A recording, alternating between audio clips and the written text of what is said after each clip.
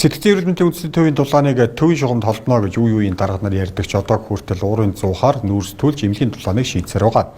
Энэ жил нүүрс төлдөг уурын зуухыг хийн түвшээр ажиллах зуух болгохоор болсон юм байна. Гэтэл дулааны шугам нь олон жилийн өмнө ашиглалтаас гарсан учраас эвдрэл үүсэх эрсдэлтэйг тус төвийнхэн хэлж байгаа юм а.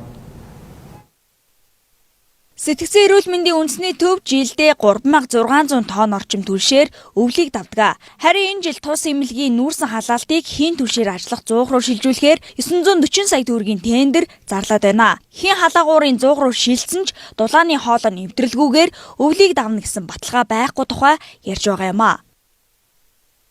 Одоо яг өнөөдөр бол бид нар бас зуухныхаа хүчин чадлын талаас жоохон илүүтэйгээр л явж байна л да. Бүрэн хэмжээгээр зураг маань бүрэн хэмжээгээр ажиллаад эхлэх юм бол бас асуудал гарахыг бол үсэхгүй. Далд шугам буюу тэр газар дээр байж байгаа шугамаа техникийн нөхцөл хангах байдалд нь хүрэхгүй бол цаашдаа явахгүй тий. Тэгээ өнөөдрийн байдлаар бид нэр ер нь бол өлдөө сэрүүхэн байдаг нь уурын зуухны хүчин чадал дээрээс нь энэ тэр дулаан түгэж байгаа шугамынхаа чанартай л холбоотой байгаад байгаа юм. Энэ дөрвтэй тийм засварууд огт хийж байгааг юм байлаа. Сэтгцийн эрүүл мэндийн үндэсний төв 600-тай 4 хүн ээлжээр ажиллагаа. Цаг агаарын нөхцлөөс хамаарч 8-аас 18 тонн түлшийг 4 хүн ээлжлэн цаг тутамд галдаг байна. Мөн энэ жил галгааны ихэнх үед дулааны шугамын 3 газар цоорч түүнийг нь засжээ. Газар хөлдөж эхэлж байгаа учраас эвдрэл гарахад дулааныг доод тал нь 2 хоног хааж байж засварын ажлыг хийх шаардлагатай байдаг. Ихгүй шүү дээ. Манай хол тэгэл одоо ихсэг явж байгаа тэгэл ахаад цорчдаг. Ачнаас солидог шугамд болохоор хүүхдийн салаач болсон юм шүү дээ. Шугамд шүү дээ. Хүч 50 санжаал бид ингээл ягаал тастаал тэгэл гагнаал тэгэл янзлж байгаа шүү дээ. Үндсэндээ. Тэгэл бид нар ахаал яхад нөгөө талд дахиад цорж байгаа юм чинь.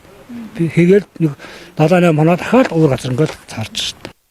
Сэтгцийн эрүүл мэндийн үндэсний төв өөрчлөлөгчтэй хэвтүүлэн эмчилдэг 6 байртай. Энэ 6 байр болон төв байр, амбулаторийн үзэсгэлэг зэрэг бүх байрыг уурын зуухаар халаадаг. Эмч ажилчид өвөлдөө ажил дээрээ олон давхар хувцастай өвөлжиж, өвчтнүүдийнхээ орны хүнжил гуцыг аль болох зузаалдаг гэсэн юм а.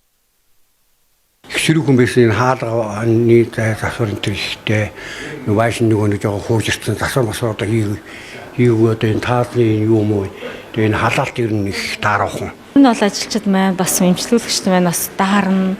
Тэгэл өвлийн цагт бас тодорхой хэмжээгээр тэгэл дулаан хувцас болгон тэгэл боломжтой бол тэгэл одоо хүнжил гуцаар нэмэх ч юм уу тийм юг бол арга хэмжээ авчилал ажилтдаг л да.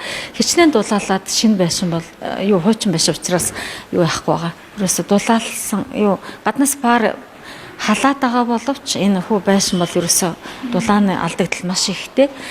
Сэтгцийн эрүүл мэндийн үндэсний төвийн халаалтын шугам нь 1000 м. Энэ шугам хоолон ашиглалтын хугацаа хэдийнэ дууссан. Тиймээс эмнэлгийн дулааныг шийдэхийн тулд халаалтын шугам хоолойг сайжруулах нь илүү чухал гэж эмнэлгийнхэн ярьж байна.